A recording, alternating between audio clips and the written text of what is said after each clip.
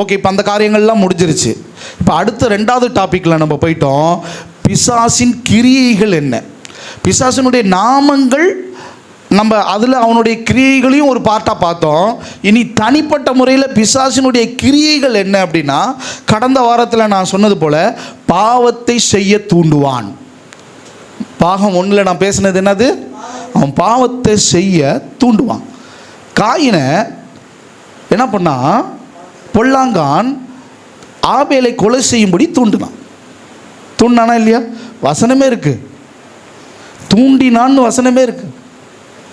ஆமென், அல்லேலூயா. பாருங்க, யூதாஸ் காரியத்தை பாவம் செய்ய பிசாசு என்ன பண்றான், தூண்டினான். வசனமே இருக்கு. நான் அதை உங்களுக்கு தெளிவாக போன வாரத்தில் எடுத்து காண்பித்தேன். ஆமென். இப்பொழுது நம்ம பார்க்க போகிறது என்ன அப்படின்னா, இந்த பாகம் 2ல், ஏதாவது பிசாசின் கிரியைகள் என்ன அப்படின்றதுல இந்த பாகம் 2ல் நம்ம பார்க்கறது என்ன அப்படின்னா, வியாதியை கொடுக்கிறவன். அதான் பிசாசினுடைய கிரியை. என்ன பண்ணுவான் அவன்? வியாதியை கொடுப்பான். எப்படி பாவம் செய்ய தூண்டுகிறானோ அதே போல் வியாதியை கொண்டு வருகிறவன், வியாதியை கொடுக்கிறவன். ஆமென். பாருங்க, மனித குலத்தில் வரும் வியாதிகள் அனைத்தும் பிசாசு தான் காரணமா அல்லது தேவனுடைய நோக்கம் ஏதேனும் இருக்கிறதா அப்படின்ற சந்தேகம் நமக்கு இருக்கா இல்லையா? ஓகே. 2வது என்ற கேள்வி விசுவாசிகள் மத்தியில் அடிக்கடி எழும்புது. ஆமென், அல்லேலூயா. அது மட்டும் இல்லாமல் வேதத்தின் அடிப்படையில் வியாதிக்கும் பிசாசிற்கும் உள்ள தொடர்பை நம்ம தெளிவாக புரிஞ்சு கொள்ள முடியும். வியாதி எங்கிருந்து தொடங்குறது அப்படின்னா, ஆதியில் தேவன் மனுஷனை சிருஷ்டித்த போது என்ன இல்லை, வியாதி இருந்துச்சா? வியாதியோடையா மனுஷனை படைச்சாரு? வியாதியில் அவன் சாவணும்னா மனுஷனை படைச்சாரு? வியாதியில் அல்பாயுசில் அவன் போயிரும்படிக்காக ஆதாமை படைச்சாரு? ஏவாள் அப்படியா படைச்சாரு? அப்போ தேவன் மனுஷனுடைய வாழ்க்கையில் அவன் சிருஷ்டிப்பின் போதே அவனை வியாதி உள்ளவனாய் படிக்கவில்லை. ஆமென், அல்லேலூயா. இன்னொன்று நல்லா புரிஞ்சுக்கணும், ஆண்டவர் தம்முடைய சாயலாய் தம்முடைய ரூபமாய் மனிதனை படைக்கும் பொழுது, நான் மனுஷனை படைக்க போகிறேன், என் சாயலாய் படைக்க போகிறேன், என் ரூபமாய் படைக்க போகிறேன் அப்படின்னு சொல்லி எடுத்தோன்னே மனிதனை படைக்கலை. நியாயமாக ஆண்டவர் யாரை படைச்சிருக்கணும்? நம்மளாக இருந்தால் என்ன பண்ணியிருப்போம்? டைரக்டாக என்ன பண்ணியிருப்போம்? மனுஷனை படடா, நம்மளை மாதிரியே ஒருத்தவனை உருவாக்கடா, உருவாக்கிட்டு அவனுக்கு என்னென்னலாம் தேவை எல்லாத்தையும் படடா. ஆண்டவருடைய ஞானம் எப்படிப்பட்டதுன்னா, முதல்ல மனுஷனை படைப்பதற்கு முன்பதாக மனுஷனுக்கு தேவையான அனைத்துமே படைச்சிட்டார். அதுக்கப்புறம் தான் மனுஷனை படைச்சார். நம்ம எப்போதுமே ஒன்றை உருவாக்கிக்கிட்டு அதை கரெக்ஷன் பண்ணிக்கிட்டு உட்காந்துருப்போம். ஆனால் அவர் எந்த கரெக்ஷனுமே இல்லாமல் பண்ணிட்டு அதுக்கப்புறம் என்ன பண்ணணுமோ அதை பண்ணவர். அப்போ அவர் படைக்கும்போது மனுஷனை எப்படி படைக்கலை? வியாதி உள்ளவனாய் படைக்கலை. ஆதாமும் ஏவாளும் எப்போ பாவம் செஞ்சாங்களோ அப்போ தான் வியாதியும் மரணமும் உண்டாச்சு. இந்த பிசாசனுடைய வேலை என்ன தெரியுமா? அவனுடைய கிரியை என்ன தெரியுமா? எப்படி ஒரு பாவத்தை செய்ய தூண்டுவானோ அதே போல் ஒரு மனிதனை பலவீனப்படுத்துவதும் தேவனை தூஷிக்க பண்ண செய்வதும் பிசாசனுடைய தந்திரத்தில் ஒன்று. ஆமென். சொல்கிறது எத்தனை பேருக்கு புரியுது? இன்றைக்கி சில பேருடைய வாழ்க்கையில் ஏன் வியாதியை பிசாசு கொடுக்குறான்னா, அது நிமித்தம் அவனுடைய தந்திரம் என்னன்னா தேவனை தூஷிக்க பண்ணுவது. தீராத வியாதியினால பல வருடங்கள் கஷ்டப்படுறவங்களாம் மனநிலை எப்படி இருக்கும் தெரியுமா? போய் அவன்கிட்ட பேசி பாருங்க.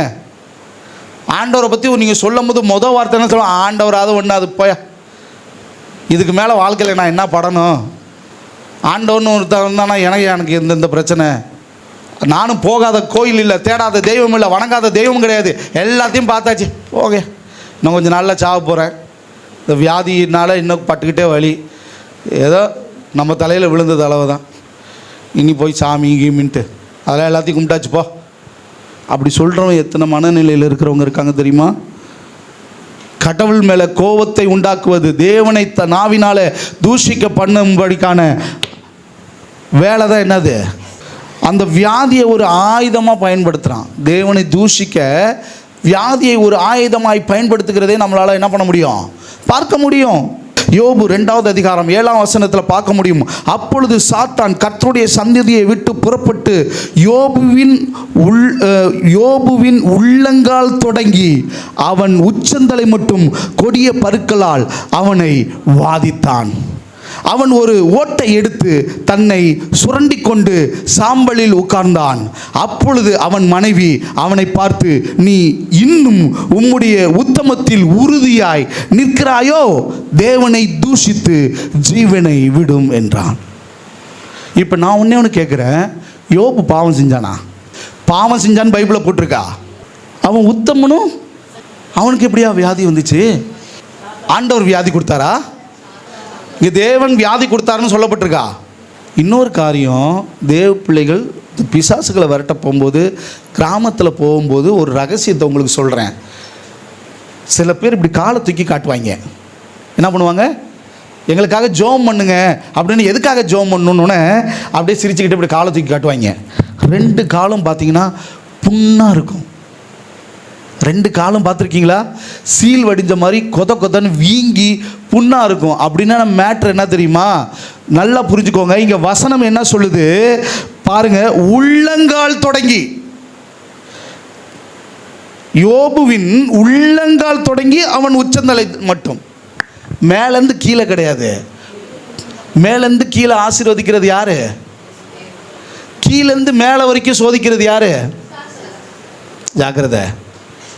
நீங்கள் போய் கிராமங்களில் எத்தனை பேர் அதை பார்த்துருக்கீங்க? எத்தனை பேர் அப்படி காமிச்சு பார்த்துருக்கீங்க? கை தூக்குங்க பார்ப்போம். நான் பல அனுபவம் இருக்குது எனக்கு. காலில் பிரச்சனைன்னு ஒருத்தன் காலை தூக்கி காமிச்சா நல்லா தான் இருந்தால் என்னன்னு தெரியல, திடீர்னு ஒரு கட்டி மாதிரி வந்துச்சு, சின்ன ஒரு புண்ணு மாதிரி வந்துச்சு. கடைசியில் 2 காலுமே, புரியுதா சொல்கிறது? புரியுதா? அந்த வியாதியை கொண்டு வந்திருக்கவன் யார்? ஆமே, ஒரு அல்லேலூயா சொல்லுங்களேன். ஐயா, யோபு எந்த பாவமும் செய்யலையா? அப்படின்னா என்ன அர்த்தம்னா, நீங்கள் நல்லா புரிஞ்சுக்கோங்க. பிசாசு பாவம் அறியாத நீதிமானையும் அவனுடைய சரீரத்தில் பலவீனத்தை கொண்டு வர ப்ரூஃப். சபையோரே ஜாக்கிரதை, சபையோரே ஜாக்கிரதை. ஆமேன், ஒரு அல்லேலூயா சொல்லுங்களேன். கீழிருந்து மேல் பிசாசினால் சோதிக்கப்பட்டான். ஆண்டவர் சோதிக்கலை, அனுமதிப்பார். ஆமேன், அல்லேலூயா. ஆனால் சோதிக்கிறவன் யார்? பொல்லாங்கான் தான். ஆமேன். நான் ஏற்கனவே இது தூரம் சொல்லியிருந்தேன் தெரியுமா? யாக்கோபு எடுத்து காமிச்சேன் தெரியுமா? ஆமேன், அல்லேலூயா, அல்லேலூயா. இங்கே பாருங்கள், இப்படிப்பட்ட இந்த வியாதியை தருகிறவன் யார்? யார்? லூக்கா 13வது அதிகாரம் 16ஆம் வசனத்தில் பார்க்க முடியும். எடுக்க வேணாம், என்னை கவனிங்க. இதோ சாத்தான் 12 வருஷமாய் கட்டியிருந்த ஆபிரகாமின் குமாரத்தியாகிய இவளை ஓய்வு நாளில் இந்த கட்டிலிருந்து அவிழ்த்துவிட வேண்டியதில்லையா என்றார். யார் சொன்னா? இயேசு சொன்னார். இப்போ கவனிக்கணும், நல்லா கவனிக்கணும், நல்லா கவனிக்கணும். ஆபிரகாமின் குமாரத்தினா அப்போ அவள் யாராக இருந்திருக்கணும்? இஸ்ரவேல் கோத்திரத்தை சேர்ந்தவ. ஆபிரகாமின் ஸ்திரீ, ஆபிரகாமினுடைய ஸ்திரீன்னு சொல்லி புறஜாதியான சொல்ல முடியுமா? அவங்க சொல்லுவாங்களா அந்த நாட்களில்? அப்போ இங்கே மேட்ரு என்னென்னா, இங்கே 18 வருஷமாய் கட்டி இருந்த, அப்போ வியாதி என்பது சாத்தானுடைய கட்டு. வியாதி என்பது சாத்தானுடைய கட்டு. 18 வருஷம் வியாதியில் சாத்தான் அவளை கட்டி வச்சுருந்தான். நான் சொல்கிறது புரியுதா? ஒரு ஆமேன்னு சொல்லுங்களேன்.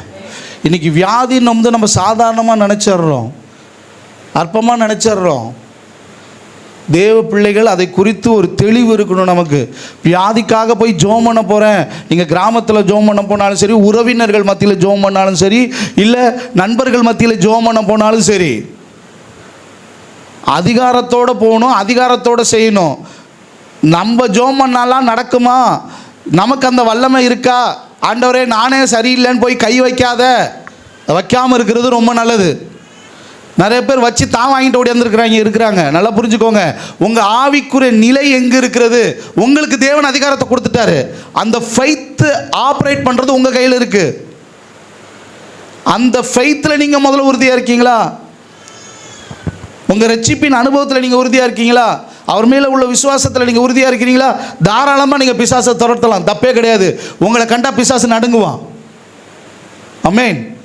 பிசாசை கண்டு நம்ம நடுங்கிக்கிட்டு நம்ம என்னென்னலாம் பண்ணக்கூடாது அவ்வளோ அயக்கத்தனத்தையும் பண்ணிவிட்டு அங்கே போய் கையை வச்சோம்னா எனக்கு அவரையும் தெரியும் இவரையும் தெரியும், ஒன்றை தெரியலன்னு நிர்வாணியாக இழுத்து விட்டு என்ன பண்ணிங்க, ட்ரெஸ்ஸெல்லாம் பிசாசு என்ன பண்ணிச்சான், ட்ரெஸ்ஸெல்லாம் உருவி விட்டு நிர்வாணமாக ஓட விட்டுச்சான். சொல்கிறது புரியுதா? தேவ பிள்ளைகளே, சர்வாயுத வர்க்கத்தை தரித்து கொள்ளுங்கள். ஆமென், அல்லேலூயா. ஒரு ஆமென் சொல்லுங்களேன், ஒரு அல்லேலூயா சொல்லுங்களேன். சர்வாயுத வர்க்கத்தை தரித்து நீ போய் நின்னா பிசாசு உன்னை பார்த்து நடுங்கணும். அந்த ஒரு அனுபவத்தை கேளுங்க ஆண்டவர்கிட்ட. ஆமென். வியாதியில் இருக்கிறவன் மேலே நீ கையை வச்சினாலே என்ன நடக்கணும்? ஆமென். கட்டுகள் ஒட்டையணும். இங்கே அவன் முதல்ல அந்த விஷயம் பிசாசினால் சோதிக்கப்பட்டதுனால அவன் வியாதியத்தான் இருந்தான். இந்த விஷயத்தை பொறுத்த வரைக்கும் இங்கே என்ன சொல்லப்பட்டிருக்கு? அவள் பாவம் செய்தாள்னு இருக்கா எங்கேயாவது? கவனிங்கள, பாவம் செய்தாள்னு இருக்கா? அப்போ பிசாஸ் சாத்தான் அவளை கட்டி வச்சிருந்தான்னு இருக்கு. அவன் ஆபிரகாமோட குமாரத்தின்னு வேற சொல்கிறாங்களே. ஆபிரகாமின் குமாரத்திகளே, ஜாக்கிரதையாயிருங்கள். நீங்கள் பாவம் செய்யாவிட்டாலும் பிசாசானவன் உங்களை கட்டும்படிக்காக ஜாக்கிரதையாக இருக்கு. கட்சிக்கிற சிங்கம் போல் வகை தேடிக்கொண்டிருக்கிறான். ஆமென். அவனுடைய கிரியைகளை நீங்கள் அழிக்கிறவர்களாக இருக்கணும். ஆமென். அவனுடைய கட்டுகளை அறுக்கிறவர்களாக இருக்கணும். அவனுடைய கட்டுகளை எரிக்கிறவர்களாக இருக்கணும். அந்த ஃபெய்த்னஸ் அப்படி இருக்கணும். ஆமென். சபை அப்படி மாறிடுச்சுன்னா அந்த இடத்துல தான் எழுப்புதல் உண்டாகும். ஆமென். கரங்களை தட்டி கர்த்தருடைய நாமத்தை. அதுக்கு தான் சொல்கிறேன், கிறிஸ்துவிலே தரித்திருங்க. நம்ம என்ன நினைக்கிறோம்? ஆவிக்குரிய வாழ்க்கைனா வரது போகிறதுன்னு மட்டுமா? இல்லை, ஆவிக்குரிய வாழ்க்கை என்பது தேவனோடு உங்களுக்கு இருக்கிற உறவு. அதுதான் ஆவிக்குரிய வாழ்க்கை. அதுக்கு தான் சொல்கிறேன், உலக வாழ்க்கையில், உலக சிற்றின்பங்களில், உலக மாயைகளில் சிக்கிறாதீங்க.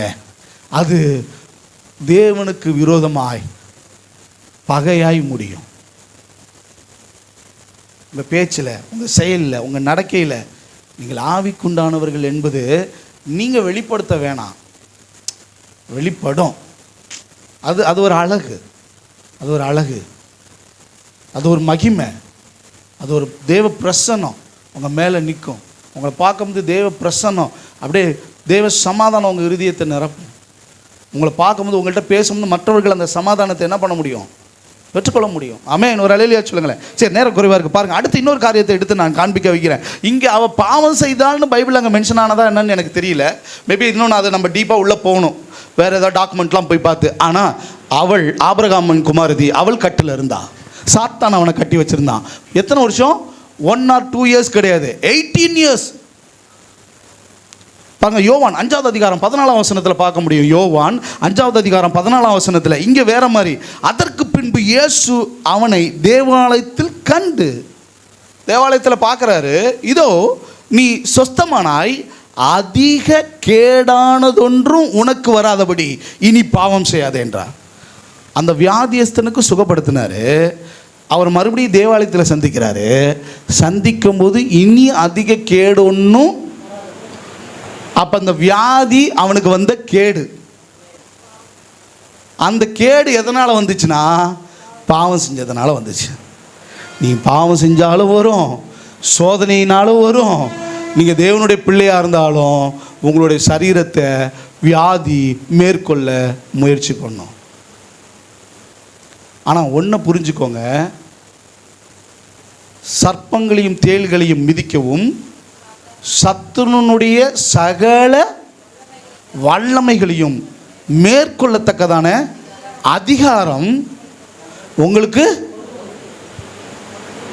நீ சர்ப்பத்தையும் தேள்களையும் மிதிக்கிற அதிகாரம் பெற்றவர் என்பதை மறந்து விடாதே தேவ பிள்ளையே.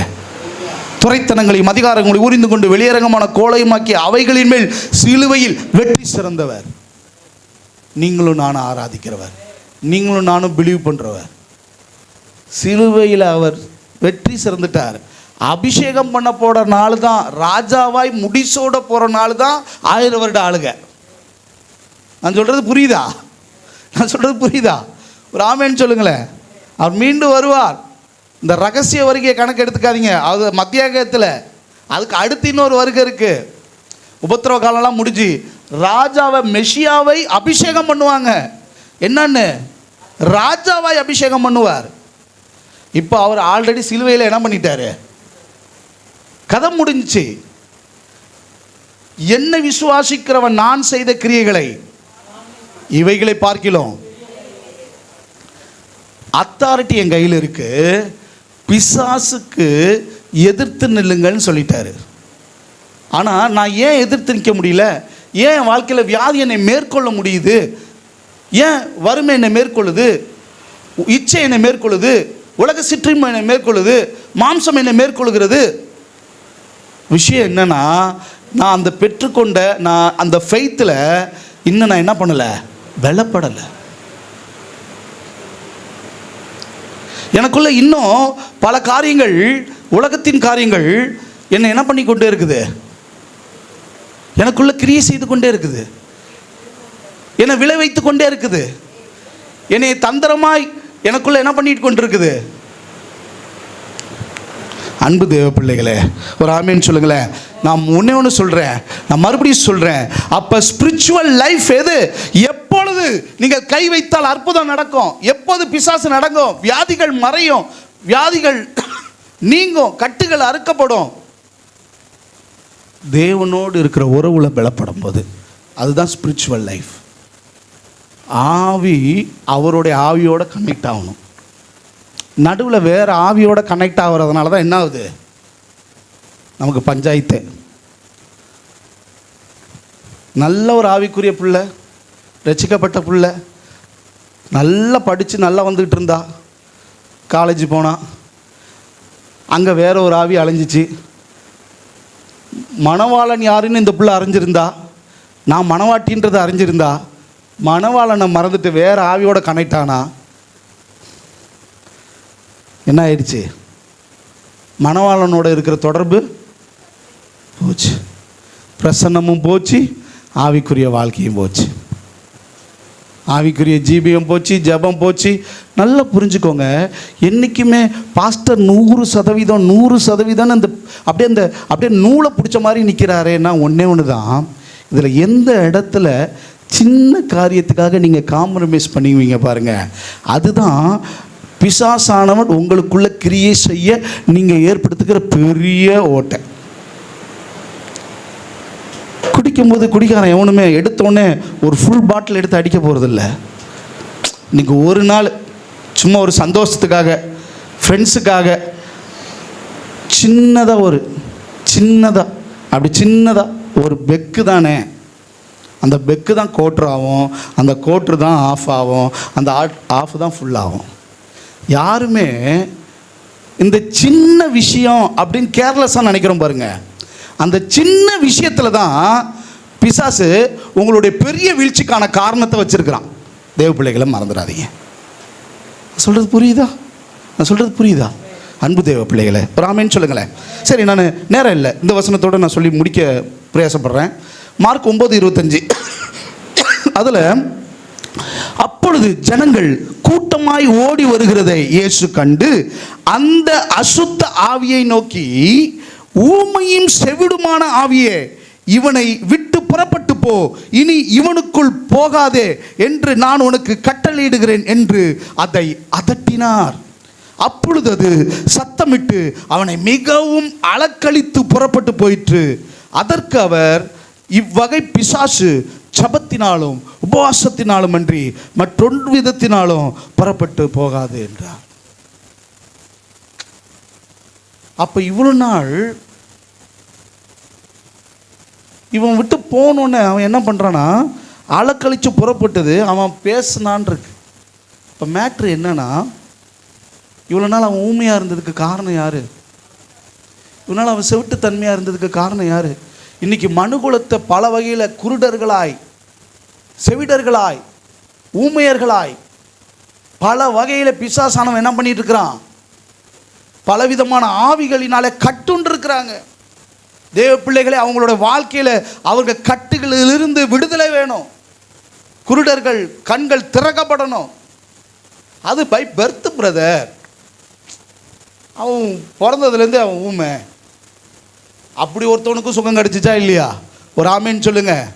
அன்பு தேவ பிள்ளைகளே, ஜாக்கிரதை ஜாக்கிரதை. இயேசுவே சொல்கிறாரு, இந்த ஜாதி பிசாசு ஜபத்தினாலும். இப்போ எனக்கு ஒரு டவுட் வந்து போச்சு. என்ன, யோவானுடைய சீஷர்கள் உபவாசிக்கிறாங்க, பரிசேயருடைய சீஷர்கள் என்ன பண்ணுறாங்க? உம்முடைய சீஷர்கள் ஓய்வு நாளில் என்ன பண்ணிட்டு இருக்காங்க? மணவாளன் அவர்களோடு இருக்கும் பொழுது அவர்கள் உபவாசிக்க வேண்டியது அவசியம் இல்லை. மணவாளன் எடுத்துக்கொள்ளப்படும் பொழுது அவர்கள் உபவாசிப்பார்கள் சொன்னார். ஆனால் இந்த சீஷர்களே இல்லாமல் இவர் உபவாசிக்கிட்டு இருந்திருக்காரு. கரங்களை தட்டி கர்த்தருடைய நாமத்தை. நான் சொல்றது புரியுதா? ஏன் சீஷர்களால் முடியல, இவரால் முடிஞ்சிச்சுன்னா இவர் ஜபத்திலும் உபவாசத்திலும் தரித்து இருந்திருக்கிறார். அன்பு தேவ பிள்ளைகளை, ஏன் வெள்ளிக்கிழமை ஆன்லைன் ப்ரேயர் வச்சுருக்கிறோம்?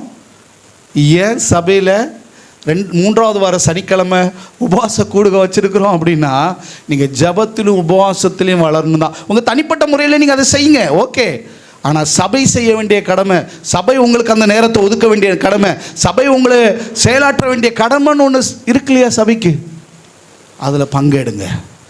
எங்கே ஒருமனம் இருக்கோ, எங்கே ஐக்கியம் இருக்கோ, அங்கே ஆவியானவர் இருக்கிறார். ஆமென். உபவாசம் கூட கற்றுக்கொள்ளுங்க. வல்லமையை பெற்றுக்கொள்ள, வரங்களை பெற்றுக்கொள்ள, என்ன பலனை பெற்றுக்கொள்ள, ஆவிக்குரிய நிலையில் வளர கொஞ்சம் உபவாசம்லாம் போட தேவையில்லைன்னா நிறைய பிரசங்கம் இருக்குது இன்றைக்கி. நம்பிடாதீங்க. இங்கே வசனம் சொல்லுது, சீஷர்கள் கேட்கும் போது இந்த ஜபத்துக்கும் உபவாசத்துக்கு தான் கேட்கும். அப்படிப்பட்ட பிசாசும் இருக்குது. நீ என்னதான் வச்சு போ பிசாசே போ பிசாசே போ பிசாசின்னு விடிய விடிய உட்காந்து ரோன்னு மடியில் போட்டு தாளாட்டு பண்ணாலும் என்ன வேணும்? ஒரு விசேஷித்த அபிஷேகம் வேணும். ஒரு விசேஷித்த அனாயிட்டிங் உங்கள் மேலே இருக்கணும்னா நீங்கள் உபவாசம் போட கற்றுக்கொள்ளணும். சபை ஜபிக்கிற சபையாக இருக்கணும். அதே போல் எப்போ அங்கே சொன்னாரோ, அவர் சிலுவையில் அறைய போகிறாரு, உயிர் தள்ள போகிறாரு, இன்னும் கொஞ்ச காலம் அவர்கிட்ட என்ன பண்ண மாட்டார், விட்டுட்டு போயிடுவாருன்னும் போது 3 பேரை கூப்பிட்டுக்கிட்டாரு சீஷர்களை. 1 பேதுரு, யோவான், யாக்கோபு. மலைக்கு மேலே போய் மறுரூபமானார். மோசையும் வந்தார், அவர் எலியா வந்தார். இது மூலயமா மரணத்தையும் உயிர்த்தெழுதலையும் அவர் காமிச்சுவிட்டு என்ன தெரியுமா சொல்கிறாரு? அது தொடர்ந்து அப்படியே ஃப்ளோவிலே ஒரு நிகழ்வு வரும். என் பையனை கூட்டிகிட்டு வந்தேன், என் பையனை கூப்பிட்டு வந்து சீஷர்கள்ட்ட தான் விட்டேன், அவங்களால முடியல அப்படின்னு அற்ப விசுவாசிகளை எதனால் வரைக்கும் நான் உங்கள் கூட இருக்க போகிறேன். அவர் எதை சொல்கிறார் தெரியுமா? சீக்கிரம் எருசலேமில் நடக்க போகிற மரணத்தை. ஆமென் அல்லேலூயா, ஆமென் அல்லேலூயா. அப்போ அவர் சொல்கிறாரு, இந்த ஜாதி பிசாசி ஜபத்தினாலும் எங்களால் முடியல.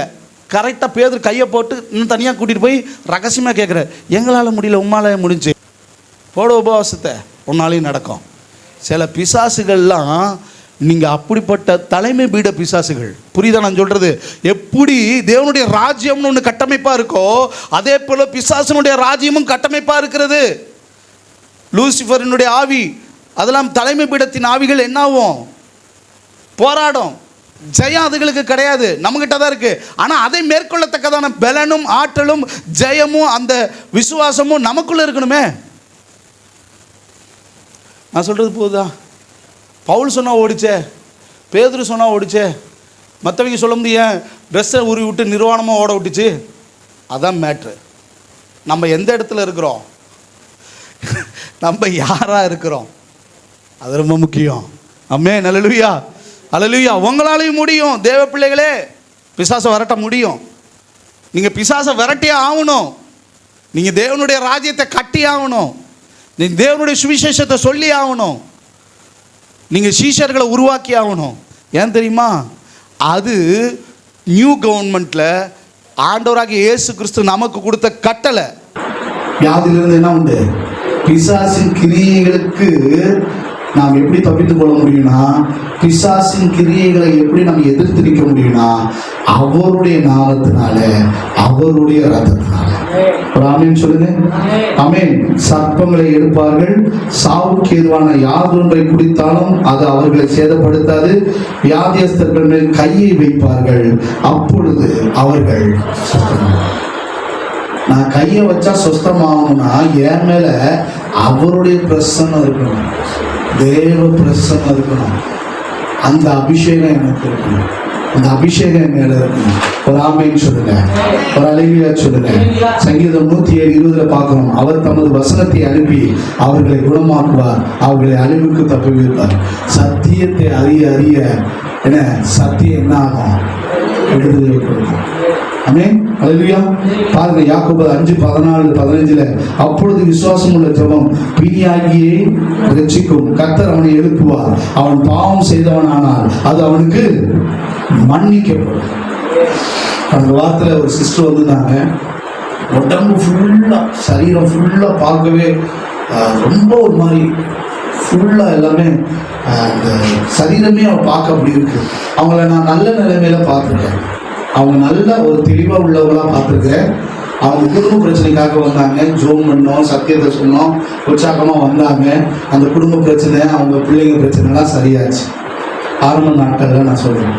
அதுக்கப்புறம் நம்மளையும் பார்க்கல, சபைக்கு வரல, அவங்க ஆண்டவரையும் தேடலை, மறுபடியும் அதே பாரம்பரிய கிறிஸ்துவத்துக்குள்ளேயே போயிட்டாங்க. நாங்கள் எவ்வளோ தூரம் சொன்னோம், எதை பெற்றுக்கொள்ள வந்தார்களோ அது கிடைச்சிருச்சு. சூழ்நிலை மாறினோன்னே நம்மளை தேடி அவங்க வந்தது போல அவங்கள தேடி நம்ம வந்தாலும் என்ன பண்ணுறது இல்லை, போனாலும் கண்டுக்கிறது இல்லை. சில காலங்களுக்கு அப்புறம் மறுபடியும் அவங்கள பார்க்குறேன். ரொம்ப வேதனை என்னன்னா, இந்திய நிலைமையோட பிந்திய நிலைமை ரொம்ப மோசமா. ஐயா வாங்க, என் வீட்டில் வந்து சோமனிங்க, குடும்பத்துக்காக சோமனிங்க, நம்ம செஞ்சு வச்சிருக்காங்கய்யா, நான் செஞ்சு வச்சிருக்காங்கய்யா. ஐயா இப்போ காலையில் எல்லாத்தையும் எடுத்து போட்டுட்டு வரையா, எரிச்சப்படம் குமிச்சப்படம் வீட்டுக்கு முன்னாடி. இந்த மாந்திரியங்களுக்கு சில என்ன இருக்கு, கிரியைகள்.